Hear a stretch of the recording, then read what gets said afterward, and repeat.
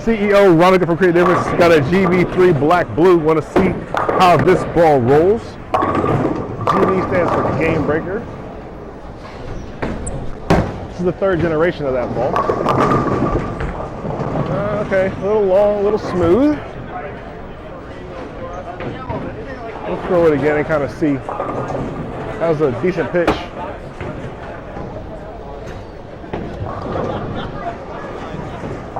So we'll throw it again. We'll throw it again. Okay, thanks. All right.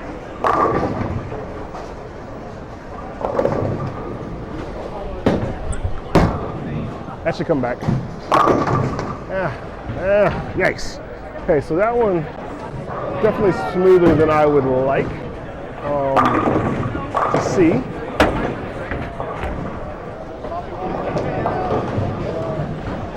Smooth in. The GB balls historically from a brand have been very, very this type shape. Come back. Okay, so that's the third time in a row I've thrown a couple of really good shots and I'm not kicking that corner out, which is a function of the ball's going too long. Typically when you're leaving 7 pins like that means the ball's going that much too long, which means that in this case, if it was me, obviously I would put this ball in the bag, put it up, because it's the wrong shape for this motion for sure. I'm going to give it one more try. I'll square up a little bit now because I know I can't go right. This ball's definitely on the weaker side of the continuation type shape, for sure. I'll move back left.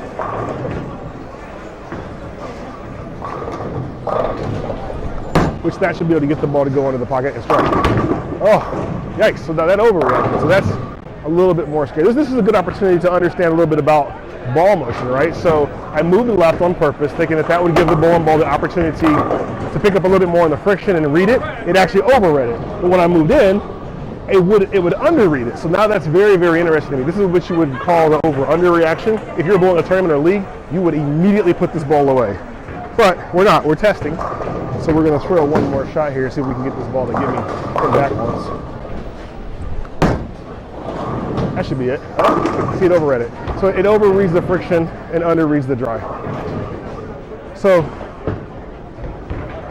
in order to strike, this is something that you see people bowling, and they're using their bowling balls or whatever, and they're having a tough time being able to get the lane figured out. It's because they just have the wrong shape. It's the wrong shape for what I'm bowling on right now. It's just the wrong shape. That should be decent. Oh, yikes. That was a good pitch.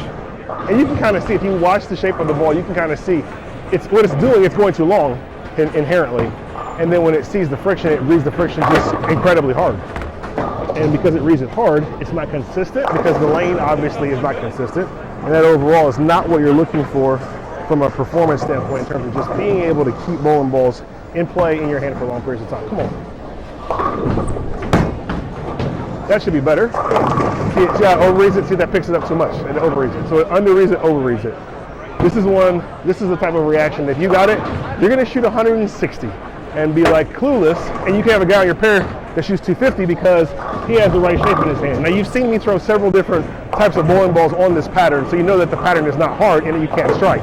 This is an example of why you need to make sure that you have different bowling balls in your bag, because having different bowling balls in your bag can be the difference between you striking and you not striking.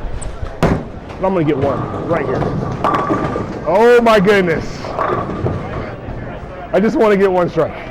Yeah, I mean, this is a classic reaction that you see people have when they're struggling. And like I said, it makes you think that it's you, but actually it's the shape. It's purely the shape that's creating the problem. This ball is under-reading the oil and over-reading the friction. But let's see here. Let's put the difference there. We're gonna get one to read. Nope, dead. Absolutely dead. That was a terrible shot on my part. This is giving me a workout. This is definitely giving me a workout. We throw a lot of balls, and this one for sure is making me work to be able to get a strike. But this is great because it gives you an opportunity to understand ball motion and why ball motion is so critical and how it plays an important role. So here we go. I like this, and I'm just gonna roll it a little bit more. So now I'm gonna roll the ball a little bit more, which will let it, it's closer, right? That was definitely smoother, not over under as much, but definitely not reading the pattern the way you want it to read. So I do need to roll it, right? That's how you get out of this situation. You need to go more end over end, which is what I'm trying to do, which forces you to square up more, which is also what I'm trying to do, to be able to get the ball to go in the pocket. So I like that. It's more of an end over end roll, more continuous, more of a predictable roll. That was actually a good shot. I just am in the wrong part of the lane. So that's the kind of roll that I need to have, as opposed to before making something that's a little bit more reactive to the friction. So let's do it again. Now that I saw that, right, from that move I would move 3 boards right with my feet. I would move 2 boards with my eyes, and I try to repeat that shot to really get this ball to strike. Like that.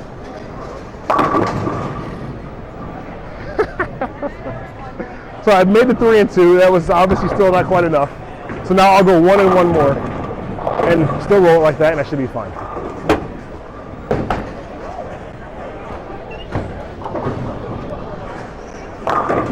Okay, so we're gonna make another board adjustment. We're gonna go for the rolling it again. There we go. That's roll. Bingo. Oh, yikes. Okay. That was a good shot, and it still it read it just a little too much. When I leave a big 4, typically, like I said, I will make a 3 and 2 move. The problem that I'm running into is now that I'm so deep, it won't allow me to create a lot of angle when you're rolling up the back of the ball. Doesn't mean you can't strike, just doesn't make it really easy to be able to do. And you guys at home are like, dude, he hasn't struck yet with that ball, and I'm over here going, yikes, I haven't struck yet with this ball. But that's okay, it's an educational opportunity. So we're just gonna roll with it until we figure it out. The 3 and 2, the ball still, that was a good shot, it still moves. So this is what I'm gonna do now, because I know if I keep moving right, it's never gonna roll good. So this is what I'm gonna do. I'm gonna move back left, okay? I'm gonna move back left. I'm gonna go here, and I'm gonna get this ball over to 5, and I'm really gonna be up the back of it, just to get it to be smooth. Like smooth off the drive, smooth off the drive. Okay, not the best, not terrible. You can see it's definitely, this is the best part of this though, right? Like this is the type of situation that if you're ever in it, you need to get out of that ball. Like you need to put that ball in your bag. And most people will be like, well, this is me, like I am. I'm trying to move all over the lane to find something. But the truth of the matter is, you're not going to be able to get a good reaction because the ball motion is the wrong ball motion for this pattern. So I'm really gonna have to work to get it to where I need to go. All right, let's try this one more go.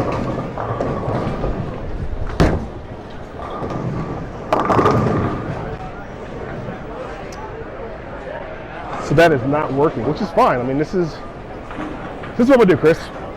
I'm going to, because when I roll it, it becomes too much in the mid lane. But when I was going around it, it was too long in the oil and too reactive to the friction. So now my last resort, right, is to move back right, and really get it around it to get that ball to get through that front. Like this, and then react. Bingo. So really had to get around it, slowed it down a little bit to get the ball to come back. This is a piece that is going to be more condition specific. And you can see what happens when you are having the bowling ball that's not giving you the right kind of motion. You can see how tough it is to be able to strike. We'll see it firsthand. GB3, check out ebonite.com for more information, or check us out at ctdbowling.com. We're looking to see you from Create a Difference. Have a great day.